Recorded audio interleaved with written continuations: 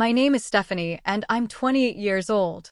Right now, I'm standing in my empty living room on Christmas morning, staring at wrapped gifts that will never be opened and holding a confirmation email for a $16,800 luxury family vacation to Aspen. 20 minutes ago, I discovered through my sister's Instagram story that my entire family is celebrating Christmas at my aunt's house without me. They planned this betrayal behind my back for months, while I spent my life savings on what I thought would be our perfect Christmas together. Before I tell you how I got my revenge, let me know where you're watching from in the comments below. If this story sounds as crazy to you as it felt to me, please hit that like button and subscribe for more family drama stories. Trust me, you won't believe what happened when I discovered the real reason they excluded me and how I turned their betrayal into the best decision of my life. Let's dive into this Christmas nightmare that became my greatest liberation. For as long as I can remember, I've been the family coordinator. Every holiday, every reunion, every celebration fell on my shoulders to organize.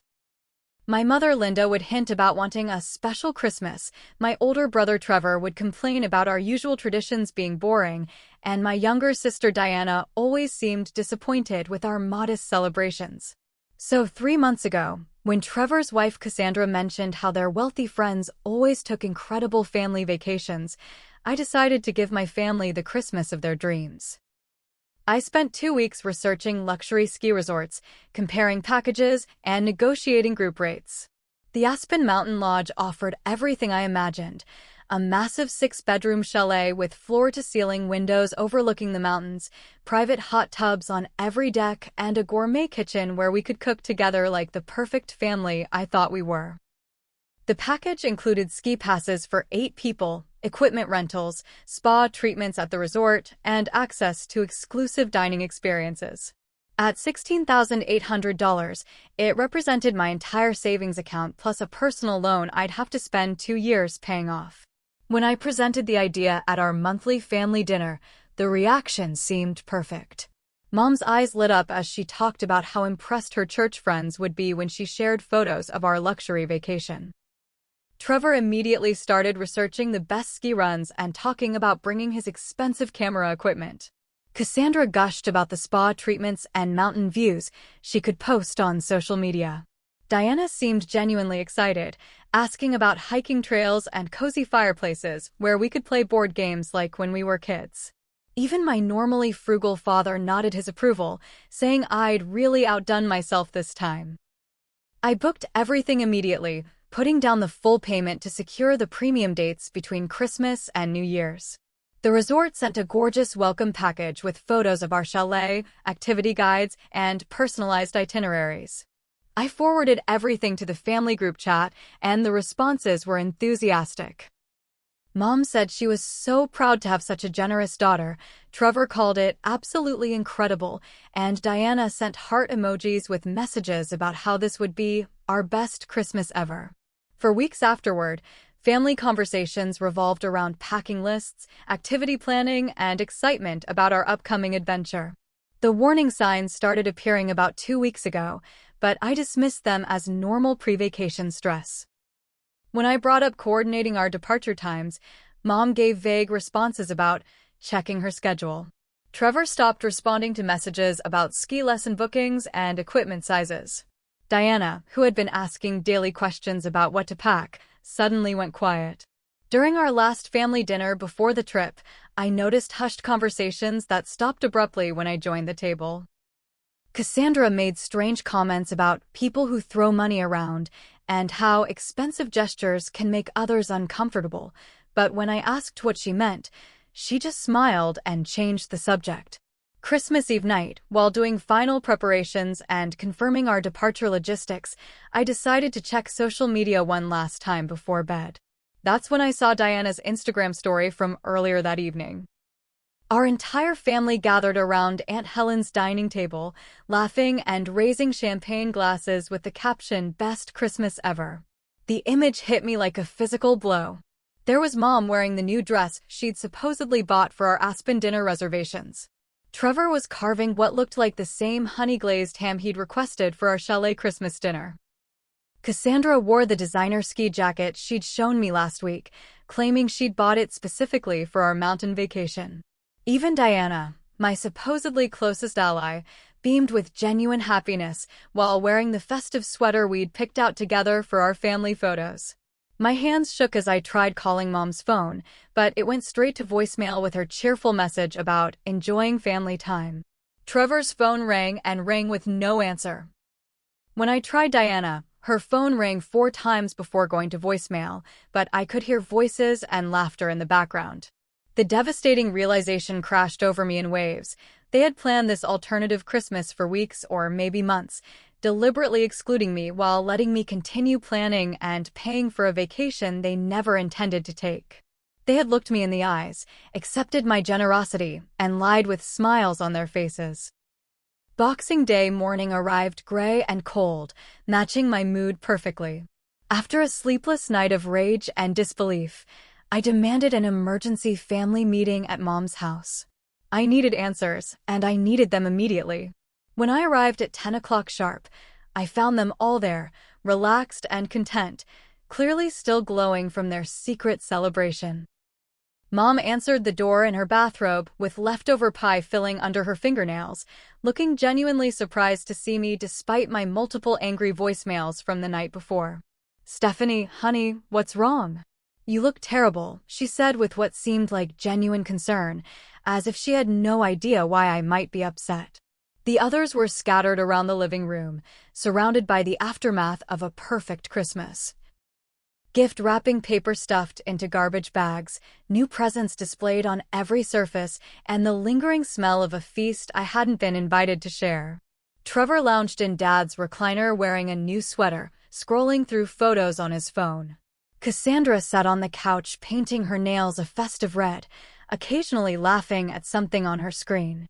Diana curled up in the corner with a new book, avoiding my eyes entirely. "We need to talk about Christmas," I said, my voice shaking with barely controlled fury. "We need to talk about Aspen. We need to talk about how you all lied to my face for months." The room fell silent except for the sound of Cassandra's nail polish brush tapping against the bottle. Mom sat down slowly, adopting what I recognized as her reasonable mother expression she used when one of us kids was having what she considered an emotional overreaction. "Sweetie, I think there's been a misunderstanding," she said in the patronizing tone that had infuriated me since childhood. "We never actually committed to that Aspen trip. You presented it as an idea, and we said it sounded nice, but we never agreed to anything definite." Trevor nodded seriously, as if this revised version of history made perfect sense. "Mom's right, Steph. You kind of just assumed we were all on board without really confirming with everyone first." The gaslighting hit me like a slap across the face. "I have text messages," I said, pulling out my phone with trembling fingers. "I have messages from all of you saying how excited you were. I have Mom telling her church friends about our luxury vacation. I have Trevor asking about ski equipment rentals." But as I scrolled through our family group chat looking for evidence, I realized how carefully they'd worded their responses. Lots of enthusiasm and excitement, but now that I reread them, very little actual commitment. Cassandra looked up from her nails with a smug expression that made my stomach turn. "This is exactly what I was worried about," she said with false sympathy. "Stephanie, honey, you can't just book expensive trips and expect everyone to fall in line with your plans. Some of us have budgets to consider. Some of us don't appreciate being put on the spot with these kinds of presumptuous gestures." Her tone dripped with condescension, as if she was explaining basic social etiquette to a child. "Presumptuous?" I repeated, my voice rising despite my efforts to stay calm. "I spent $16,000 on a vacation for this family because you all acted excited about it. I used my entire savings account and took out a loan because I wanted to give us all a perfect Christmas together." But even as I said it, I could see them exchanging glances that suggested they'd discussed this exact conversation beforehand. Mom leaned forward with her most concerned expression. "Stephanie, we're worried about you. This need to control everything, to throw money around to get attention, it's not healthy. You can't buy family love, sweetheart." Trevor jumped in immediately, clearly prepared for this line of attack. "She's always been like this, Mom. Remember her birthday parties when we were kids? She'd spend weeks planning these elaborate celebrations and then get upset when they didn't go exactly the way she envisioned. "That's not fair," Diana spoke up for the first time, but her voice was weak and uncertain. "Stephanie just wanted us to have a nice Christmas together." But Cassandra shot her a sharp look, and Diana's brief moment of support crumbled immediately. But maybe the communication could have been better," she added quietly, avoiding my eyes. The conversation spiraled into a coordinated attack that felt rehearsed and deliberate. Mom accused me of being controlling and manipulative, using money to force compliance with my plans. Trevor painted me as desperate for attention and validation, someone who created elaborate scenarios to make herself the center of focus. Cassandra, with her psychology degree she never let anyone forget about, diagnosed me as having boundary issues and an unhealthy need for external validation through grand gestures. "We decided we needed to teach you a lesson," Mom said finally, and the casual cruelty of those words hit me like ice water. "You can't just make decisions for the whole family and expect everyone to be grateful. We thought spending Christmas with Helen's family would show you that we don't need expensive vacations to be happy together." Trevor nodded approvingly, and Cassandra smiled like a therapist who'd just delivered a particularly insightful breakthrough moment. The worst part was watching Diana throughout this entire ambush. My little sister, who had been my closest ally since childhood, sat silently while they tore me apart. When I looked directly at her, pleading for any sign of support, she finally spoke the words that shattered my heart completely. "I'm sorry, Stephanie, but they're kind of right. You do try to control things a lot, and the Aspen trip did feel like a lot of pressure." I sat there in stunned silence, realizing that this wasn't a spur-of-the-moment decision or a misunderstanding that could be resolved with better communication. This was a calculated betrayal months in the making, designed to humiliate me and put me back in what they considered my proper place within the family hierarchy. They had used my love and generosity against me, turning my attempt to create beautiful memories into evidence of my character flaws. Without another word, I stood up and walked toward the door. "Where are you going?" Mom called after me with artificial concern. "We need to finish talking about this. You need to understand why this happened." But I was done talking, done explaining, done trying to make people love me who had already decided I was the problem. I drove home in complete silence, my mind racing with the implications of everything I'd just learned about the people I'd loved most in the world. Back in my apartment, I sat at my kitchen table surrounded by Aspen Resort brochures and confirmation emails, trying to process the magnitude of my family's betrayal while figuring out my next steps. The 48-hour cancellation window had passed weeks ago, which meant I was potentially stuck with a $16,000 bill for a vacation that would never happen. My first instinct was to call the resort immediately and beg for mercy, explaining the family emergency and hoping for partial refund consideration. But as I reviewed the booking details more carefully, I discovered something interesting. The reservation was entirely in my name, with my credit card on file and my contact information as the primary account holder. The resort had no relationship with my family members at all.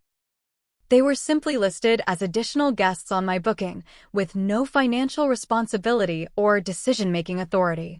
I controlled every aspect of this reservation, from arrival dates to meal plans to activity bookings.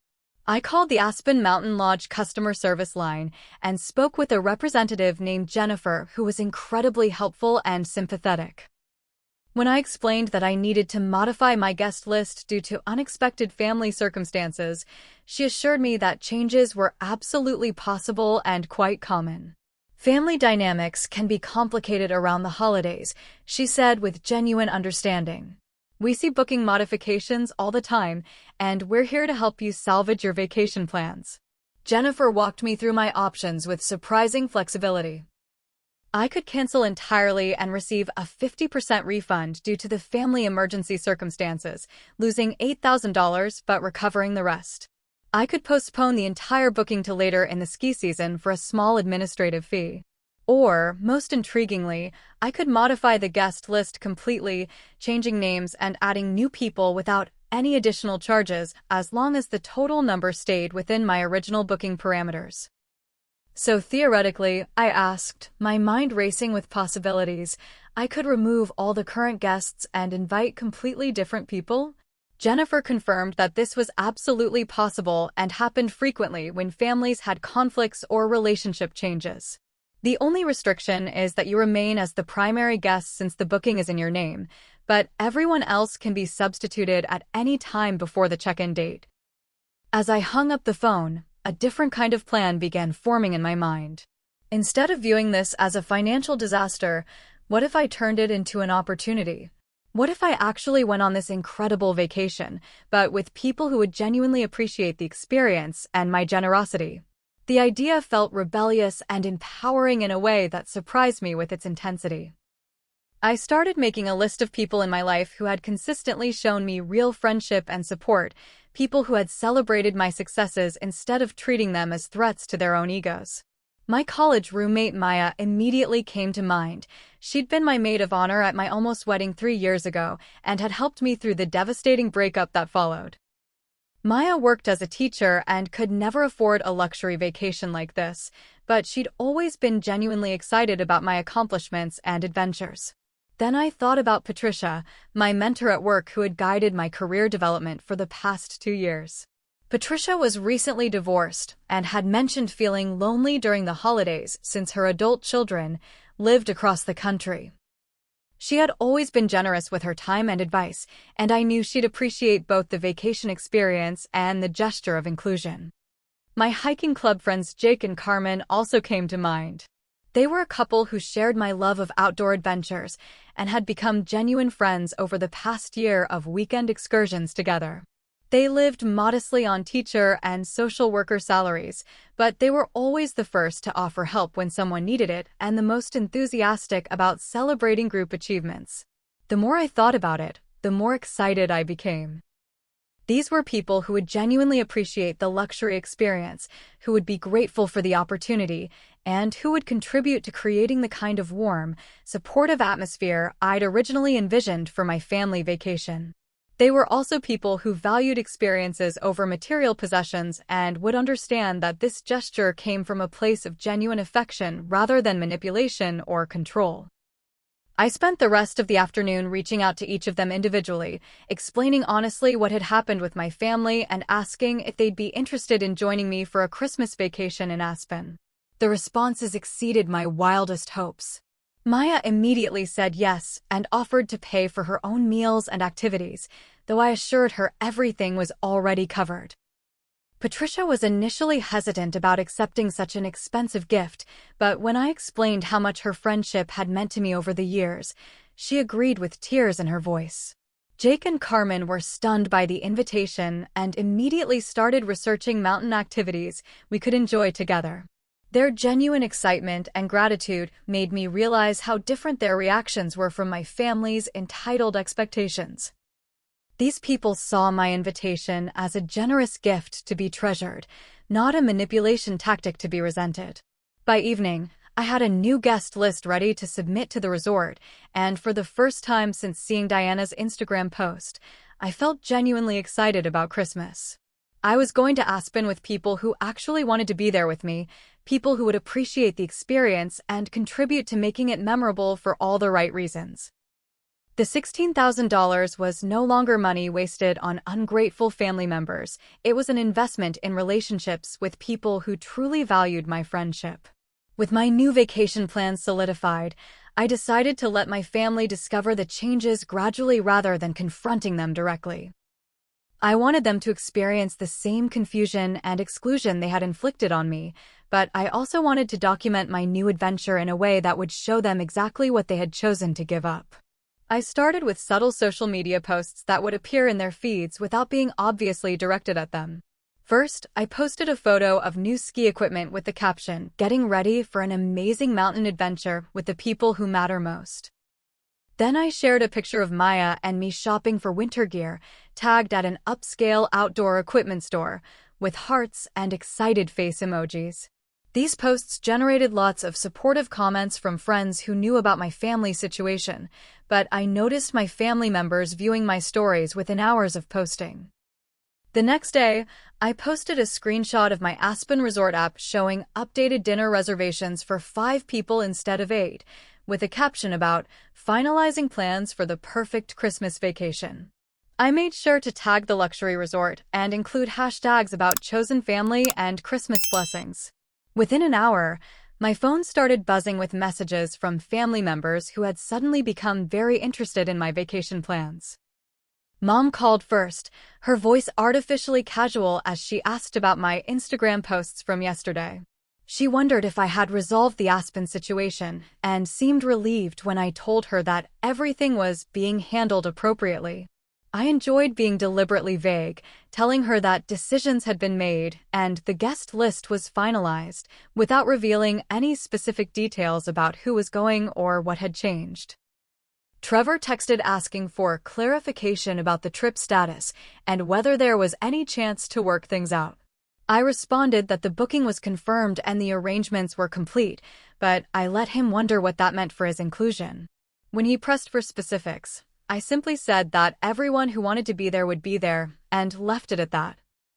Diana sent the longest message, a rambling apology about misunderstandings and family communication issues that asked directly if there was any way to fix this situation. Her text revealed how much she regretted her betrayal, but it also showed that she still didn't fully understand the magnitude of what they had done. I responded cordially but distantly, telling her that trust takes time to rebuild and that actions have consequences. Cassandra, predictably, tried to approach the situation through Trevor, sending messages about how they might be able to join after all if communication improved, and suggesting that family healing was more important than misunderstandings about planning. Her messages revealed a complete lack of accountability for her role in the betrayal, and I ignored them entirely. The family's desperation became more obvious as the days passed and they realized they were losing control of a luxury vacation they had taken for granted. Mom started calling daily with increasingly transparent attempts to gather information about my plans. She asked about my new friends and wondered if I was sure they were the right people to vacation with. Her concern felt patronizing and possessive rather than genuinely caring.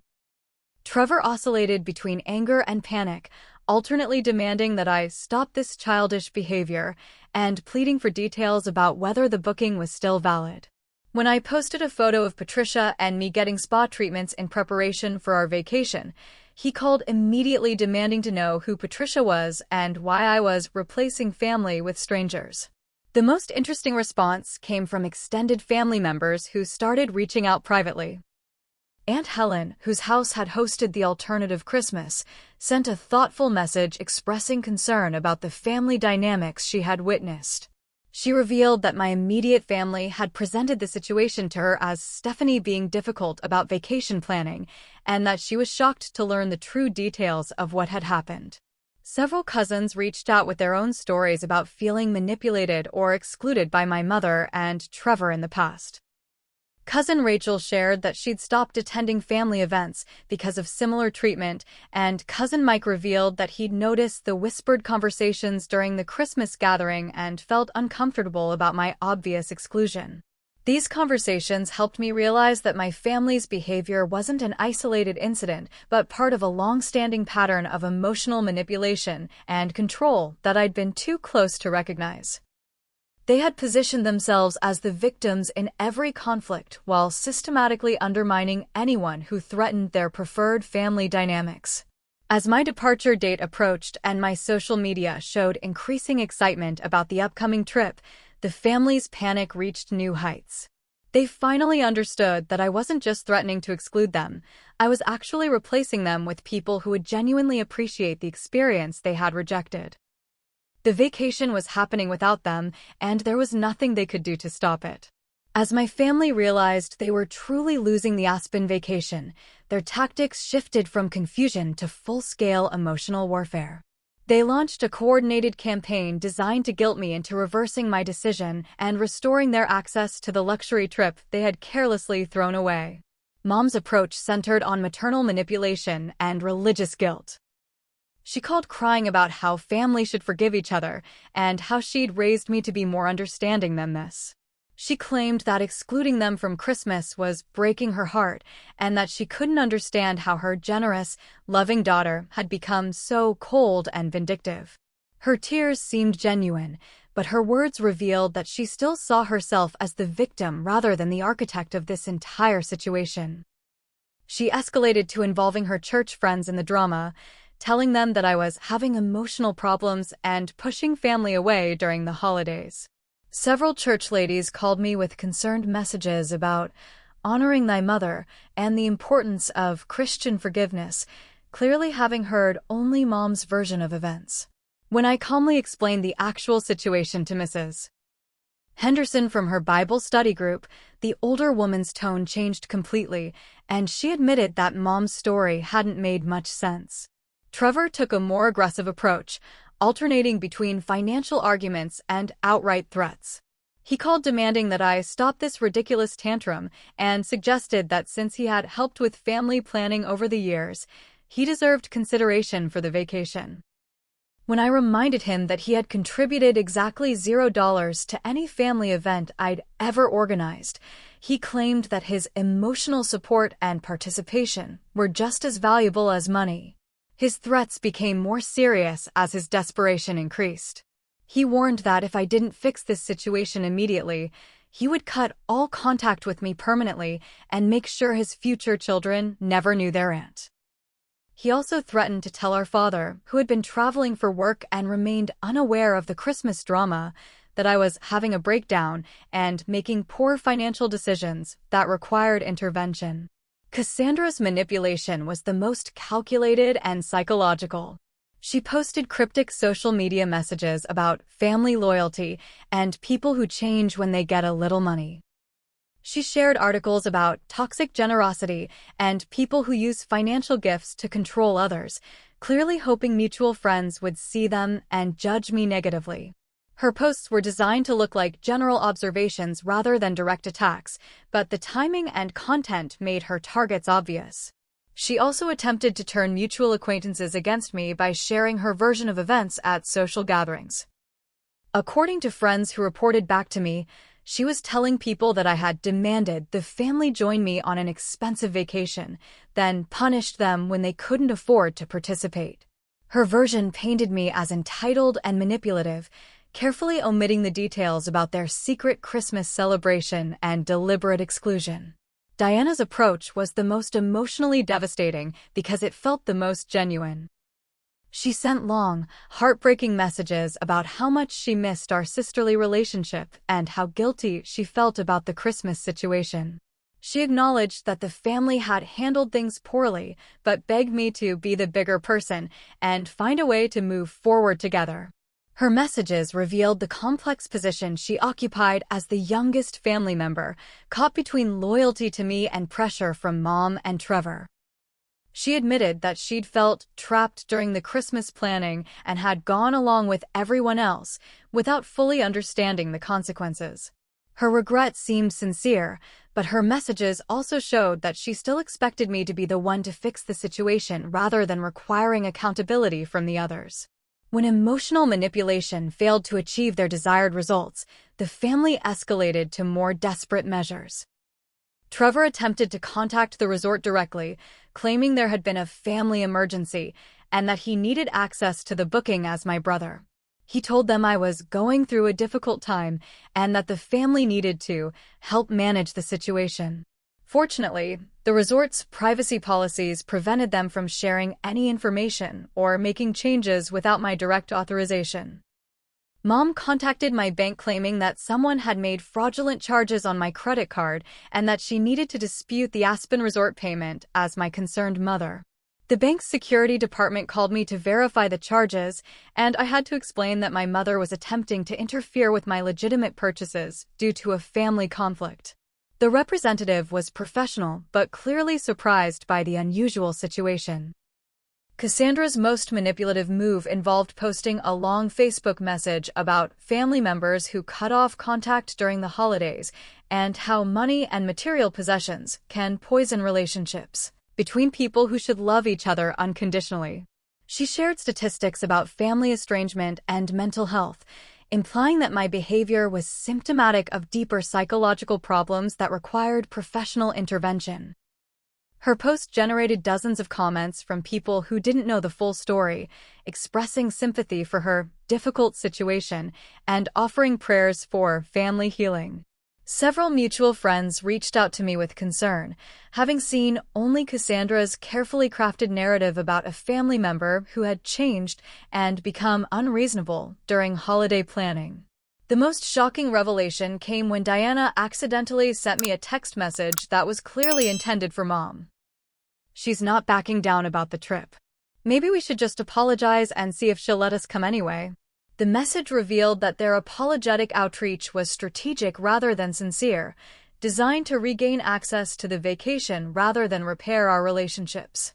When I confronted Diana about the text, she broke down completely and confessed that the family had been meeting regularly to discuss strategies for handling the Stephanie situation. She revealed that Mom had convinced everyone that I was going through a phase and would eventually come to my senses if they applied the right pressure. They had discussed everything from involving extended family members to contacting my employer to express concern about my emotional state. Their willingness to damage my professional reputation and personal relationships revealed the true extent of their desperation and entitlement. They weren't trying to reconcile with me or repair the damage they had caused. They were trying to punish me for refusing to accept their treatment and reward their betrayal with an expensive vacation. December 23rd arrived crisp and clear, with fresh powder covering the Colorado mountains as our group drove up to Aspen Mountain Lodge. The scenic route took us through snow-covered forests and alongside frozen streams that sparkled in the winter sunlight, and I felt my stress melting away with every mile we climbed into the mountains. Maya sat beside me in the passenger seat, taking photos of the landscape and exclaiming over every vista, while Patricia, Jake, and Carmen chatted excitedly in the back about skiing techniques and mountain traditions. The resort exceeded every expectation I'd harbored during months of planning and anticipation. Our 6-bedroom chalet perched on a private hillside with panoramic views of snow-capped peaks that looked like a Christmas card come to life. Floor-to-ceiling windows filled every room with natural light that made the snow outside glitter like diamonds. Each bedroom had its own fireplace, private balcony, and luxury bathroom with heated floors and deep soaking tubs perfect for post-skiing relaxation. The main living area featured a massive stone fireplace surrounded by comfortable leather furniture and cashmere throw blankets in rich winter colors. The gourmet kitchen came fully equipped with high-end appliances and a pantry stocked with local specialties, from artisanal hot chocolate to locally made preserves and mountain honey. The dining area's enormous windows made every meal feel like dining in a snow globe, surrounded by pristine wilderness and mountain majesty. Maya immediately claimed the bedroom with the best sunrise view and spent our first morning taking photos of the golden light on the peaks while wrapped in her complimentary resort robe. Patricia chose the room with the deepest bathtub and declared her intention to take a hot bath every evening while watching the sunset over the mountains. Jake and Carmen selected adjoining rooms with a shared balcony where they could plan their daily hiking adventures while watching weather patterns move across the valley. Our first day on the slopes revealed the perfect chemistry of our group dynamics. Patricia, an accomplished skier from her college years, took charge of organizing lessons for Maya and Carmen, who were beginners. Jake, an experienced snowboarder, helped me navigate the more challenging runs while sharing techniques he'd learned during years of weekend mountain trips. Everyone contributed their strengths while supporting others' learning curves, creating an atmosphere of mutual encouragement rather than competition or judgment. The resort's amenities provided endless opportunities for luxury experiences none of us could have afforded individually. We spent a morning at the spa, where Patricia treated everyone to additional services beyond what my package included. Maya and Carmen had never experienced professional massage therapy and emerged from their treatments glowing with relaxation and gratitude. Jake, initially skeptical about spa culture, became a convert after a deep tissue massage that addressed years of computer-related muscle tension. Our evenings together created the cozy family atmosphere I'd always imagined but never experienced with my biological relatives. We cooked elaborate meals using ingredients from the resort's gourmet market, with everyone contributing their specialties and favorite recipes. Patricia made her famous beef bourguignon using Colorado lamb, Maya prepared Thai curry with mountain vegetables, and Jake surprised everyone with his bread-making skills using the chalet's professional-grade oven. After dinner, we gathered around the fireplace sharing stories, playing board games, and watching movies on the chalet's enormous screen. Carmen introduced us to hiking trail apps that helped us plan daily adventures, combining skiing with snowshoeing and winter photography. Patricia shared professional development advice that benefited everyone's careers, while Maya taught us meditation techniques that enhanced our appreciation of the mountain environment. The most meaningful moments came during quiet conversations that revealed how much these friendships meant to all of us. Patricia confessed that she'd been dreading her first Christmas since her divorce, and that this trip had restored her faith in the possibility of creating new traditions and chosen families. Maya shared that she'd never felt more valued and appreciated than during our planning conversations, when I'd asked about her preferences and interests rather than simply assigning her a role in someone else's vision. Jake and Carmen revealed that they'd been feeling isolated in their relationship, surrounded by friends who competed with each other rather than supporting shared experiences. Our group dynamic showed them how couples could maintain their bond while building meaningful friendships with others, and they asked if we could plan regular group adventures throughout the year. Every day brought Instagram-worthy moments that I shared strategically, not to make anyone jealous, but to document authentic joy and gratitude. Photos of Maya's first successful ski run, Patricia's sunset balcony wine tasting, Jake's snowboard tricks, and Carmen's nature photography captured genuine happiness in every frame. The comments from friends were overwhelmingly positive, celebrating our adventure and the obvious chemistry of our group. I noticed my family members viewing every story within hours of posting, but I felt no satisfaction in their attention and no desire to trigger jealousy. Instead, I felt profound gratitude for having discovered what healthy relationships actually looked like. These people celebrated my successes without feeling threatened, appreciated my generosity without feeling obligated, and contributed to our shared experiences without keeping score of who gave what to whom. By our final evening, as we sat around the fireplace sharing favorite memories from the week, I realized that this vacation had given me something far more valuable than the luxury experiences or beautiful location. It had shown me what genuine love and friendship felt like, and it had proven that I was worthy of relationships based on mutual respect and genuine affection rather than obligation and manipulation. Maya summarized the experience perfectly during our last group toast. This week showed me what family should feel like: people who choose to be together, who support each other's dreams, and who create memories instead of drama. Everyone raised their glasses in agreement, and I knew that whatever happened with my biological family, I had found my real tribe. Returning to Denver after our perfect week in Aspen felt like descending from heaven into a storm I'd forgotten was waiting. My phone had accumulated dozens of increasingly frantic messages from family members who had watched our documented adventures with growing panic and rage. The contrast between the peaceful joy I'd experienced with my chosen family and the toxic energy emanating from my biological relatives was so stark it felt like stepping into a different dimension entirely. Mom demanded an immediate family meeting the day after my return, and her voicemail messages revealed a level of fury I'd rarely heard from her.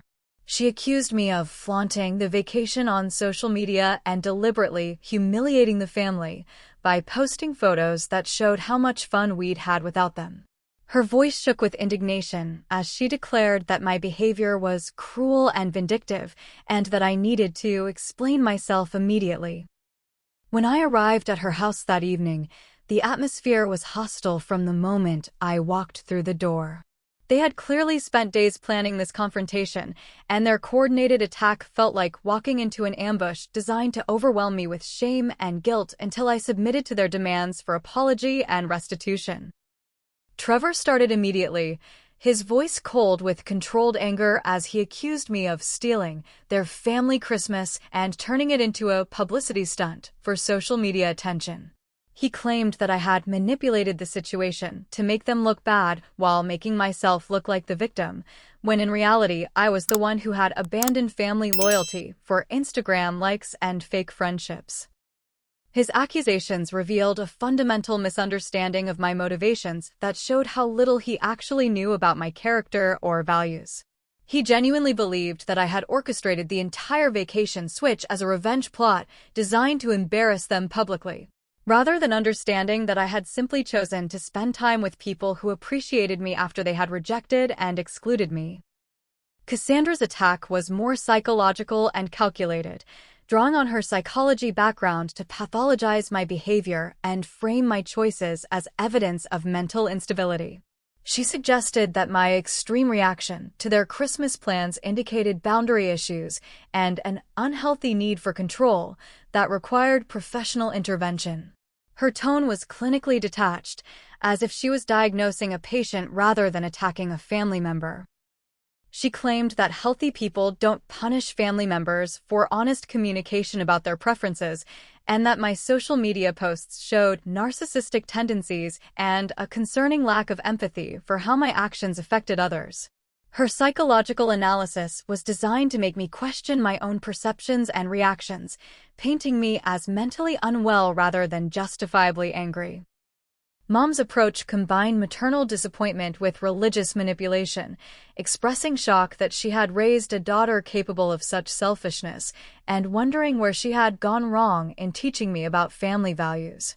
She claimed that my behavior was breaking her heart, and that she lay awake at night wondering how I had become someone who could abandon family during the most important holiday of the year. Her emotional manipulation was sophisticated and calculated, designed to trigger the guilt and compliance that had controlled my behavior throughout childhood. She painted herself as a grieving mother whose child had inexplicably turned against everything she had tried to teach about love, loyalty, and forgiveness, while carefully avoiding any acknowledgement of her own role in creating this situation. The confrontation reached its peak when Diana finally spoke, and her words cut deeper than all the others combined. "I know we hurt you, Stephanie, but you hurt us too," she said with tears in her eyes. "You replaced us like we were nothing. You acted like those people were more important than your own family. That's not the sister I grew up loving." Her pain seemed genuine, but it also revealed the fundamental selfishness underlying the family's entire perspective. They wanted me to prioritize their feelings and needs even after they had deliberately excluded and betrayed me. They expected me to continue accepting poor treatment while remaining available for their convenience, and they interpreted my choice to find better relationships as a betrayal of family loyalty. Under the pressure of their coordinated attack, the truth about their motivations finally emerged. Mom admitted that she had thought the Aspen vacation was too extravagant and worried about what extended family and church friends would think about such an expensive trip. She revealed that she had been uncomfortable with the attention and praise the vacation would generate, preferring to keep family finances and activities more modest and private. Trevor's confession was even more revealing. He admitted that he had never wanted to spend Christmas with just immediate family because he preferred the party atmosphere and larger social dynamics of Aunt Helen's gatherings. He resented the intimate family bonding that the mountain vacation would have required, preferring celebrations where he could socialize with various relatives rather than focusing on our nuclear family relationships. Cassandra's honesty was the most brutal. She confessed that she had resented feeling obligated to appreciate my generous gesture and had wanted to put me in my place before I became too comfortable with making decisions for the family. She revealed that she had encouraged the alternative Christmas plan specifically to demonstrate that my financial contributions didn't give me authority over family activities. The most painful revelation came when Diana admitted the full scope of her betrayal. She confessed that she had participated in planning the exclusion weeks in advance, helping to coordinate schedules and meal preparations for the secret Christmas celebration. She had looked me in the eyes and lied convincingly while actively participating in their plot to humiliate and exclude me. Her justification revealed the complex mix of jealousy and family pressure that had motivated her betrayal. She admitted feeling jealous of my financial independence and ability to plan expensive trips, while also feeling pressured by Mom and Trevor to demonstrate her loyalty to the family hierarchy rather than her sisterly bond with me. As I listened to their confessions and justifications, I realized that this confrontation had actually given me a gift: complete clarity about who these people really were and what they actually thought of me. They saw my love and generosity as weapons I used against them rather than expressions of genuine affection. They interpreted my success and independence as threats to family dynamics rather than accomplishments to celebrate. They wanted my continued availability and contribution without offering respect or appreciation in return. The family meeting concluded with an ultimatum delivered by Mom with the solemnity of a court pronouncement. I had 1 week to make this right by apologizing for my cruel behavior, acknowledging my mistakes in handling the situation, and committing to better communication and respect for family decisions going forward. The ultimatum came with specific demands that revealed their complete lack of understanding about accountability or genuine relationship repair. They wanted me to publicly apologize on social media for excluding family from Christmas, delete all photos from the Aspen trip that might make them look bad, and promise never to make unilateral family decisions, again without unanimous approval from all family members. They also demanded that I contribute financially to a make-up family vacation that would repair the damage my actions had caused to family relationships. Mom presented these demands as my opportunity to save the family and return to normal relationships, but her framing revealed that normal meant accepting their treatment and relinquishing any expectations of reciprocal respect or consideration. Trevor warned that refusing their terms would prove that I had become a different person they could no longer love, while Cassandra suggested that my unwillingness to apologize confirmed her psychological assessments about my mental health. Diana's plea was the most emotionally manipulative. She begged me not to let pride destroy our family and reminded me of all our childhood memories together, asking if I was willing to throw away 28 years of sisterly love over one misunderstanding.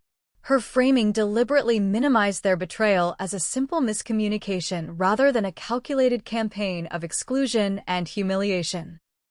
I asked for time to consider their ultimatum, not because I was actually considering compliance, but because I needed space to process the magnitude of what they were demanding. They wanted me to accept responsibility for their poor treatment of me, apologize for defending myself, and promise to remain available for future mistreatment while giving up any autonomy in family relationships. That evening, I sat in my apartment surrounded by photos from Aspen and mementos from the perfect week I'd shared with people who actually cared about my happiness. The contrast between those genuine relationships and the toxic dynamic my family was demanding I return to was so clear it felt like comparing sunlight to darkness. I called Patricia first, explaining the ultimatum and asking for her perspective as someone who had recently escaped her own toxic marriage. Her response was immediate and clear. "Stephanie, healthy relationships don't require you to apologize for being mistreated or promise to accept poor treatment in the future. They're asking you to betray yourself to maintain their comfort, and that's not love." Maya's reaction was equally supportive and insightful. "They want you to set yourself on fire to keep them warm. You've shown them what mutual respect looks like, and instead of rising to meet that standard, they're demanding you lower yourself back to their level. You deserve so much better than that."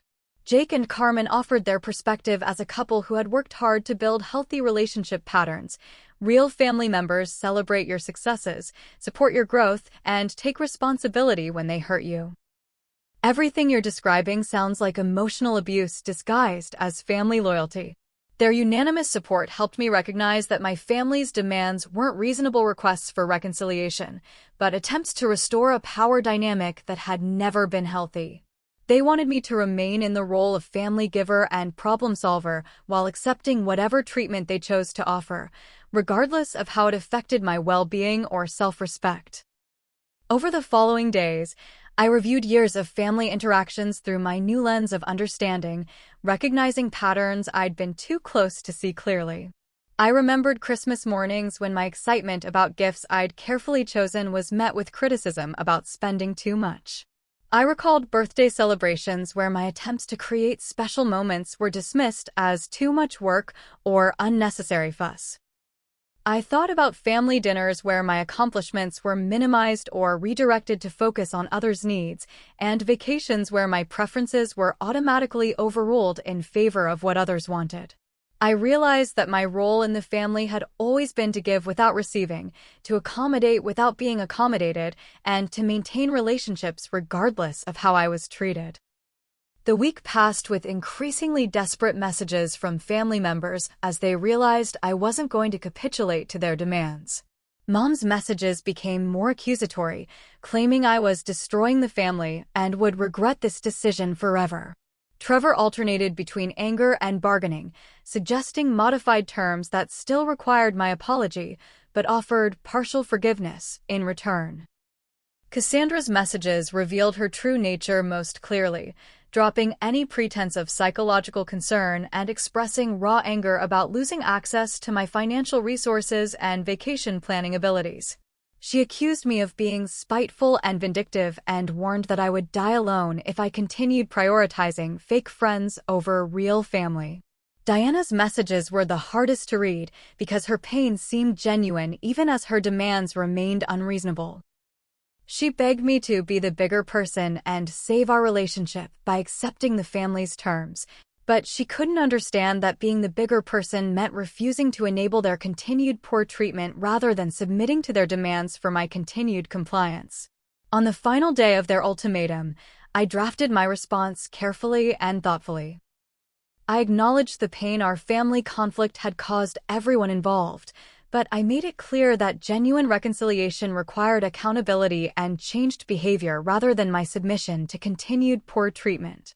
I explained that I remained open to rebuilding relationships based on mutual respect and genuine care, but I would no longer accept being treated as convenient rather than cherished.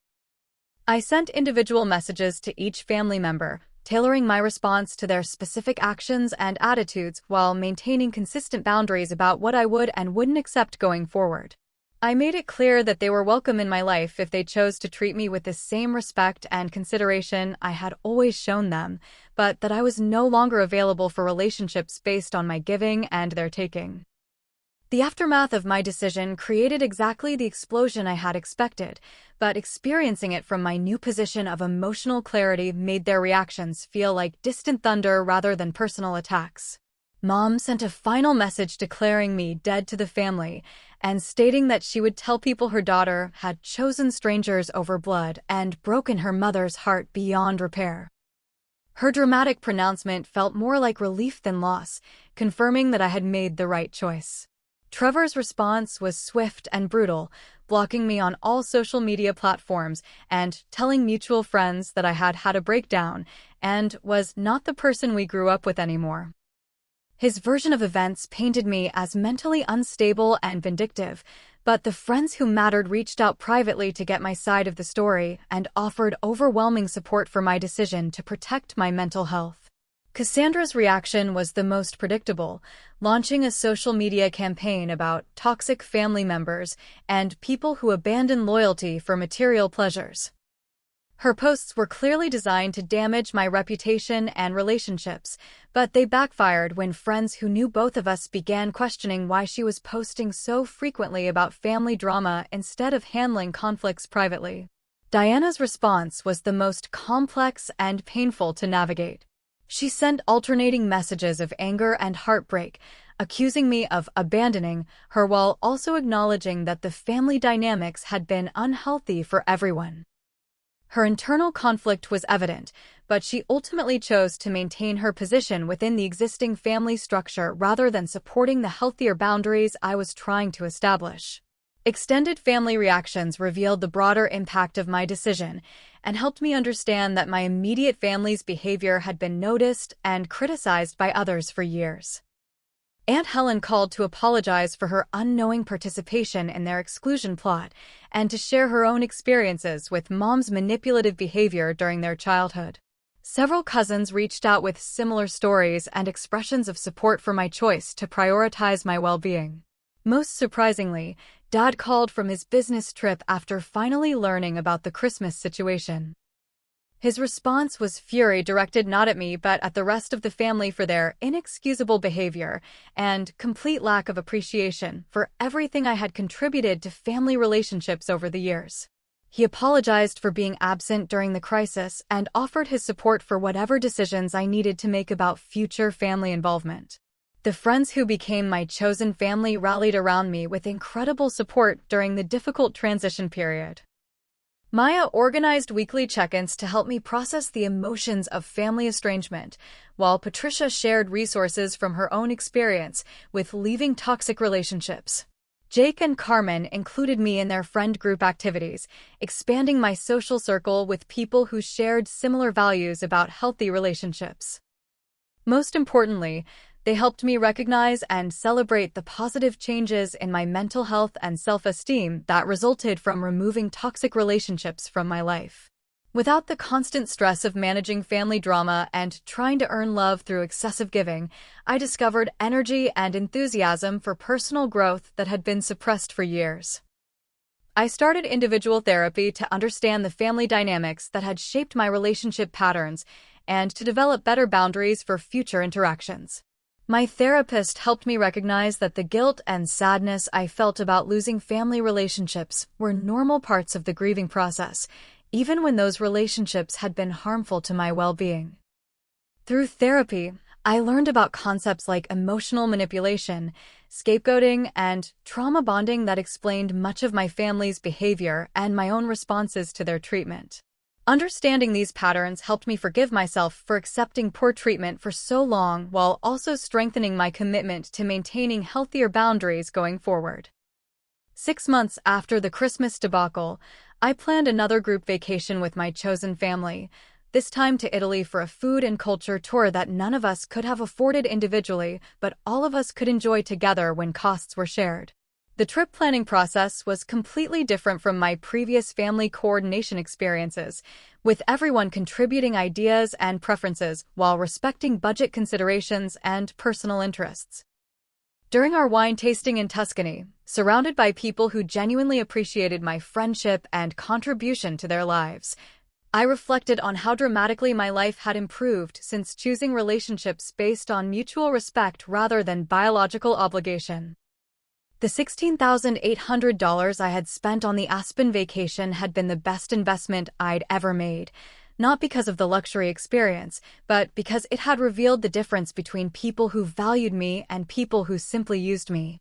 Maya raised a toast during our final dinner in Rome, thanking me for showing us what family should look like and having the courage to choose love over obligation. Her words summarized everything I'd learned about the difference between relationships that drain you and relationships that restore you, between people who take your gifts for granted and people who treasure your presence in their lives. The most unexpected development came 8 months after our family estrangement, when Diana reached out with a genuine apology that acknowledged the full scope of what had happened and her role in perpetuating it. She had started her own therapy after recognizing the unhealthy family patterns and wanted to rebuild our relationship on healthier terms, accepting my boundaries and timeline for trust building.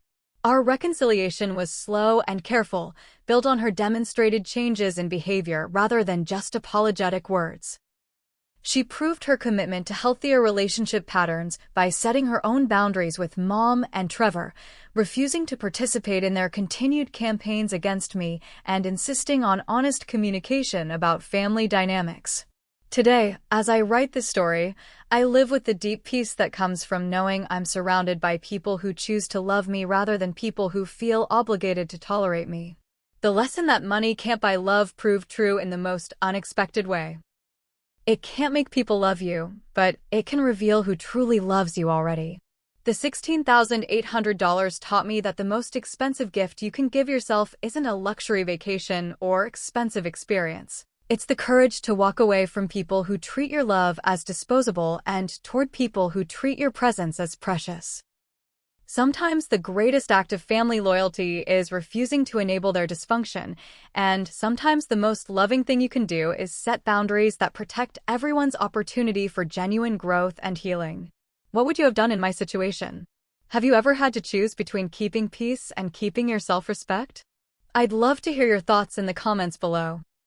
If this story resonated with you, please give it a like and subscribe for more real-life family drama stories that explore the complex dynamics of relationships and personal growth.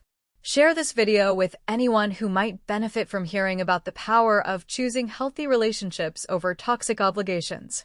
Thank you for listening to my story, and I hope it encourages you to surround yourself with people who celebrate your generosity rather than exploit it. Remember that you deserve relationships that fill your cup rather than drain it, and sometimes the family you choose is more loving than the family you're born into. Here's to choosing love, respect, and genuine connection in all our relationships.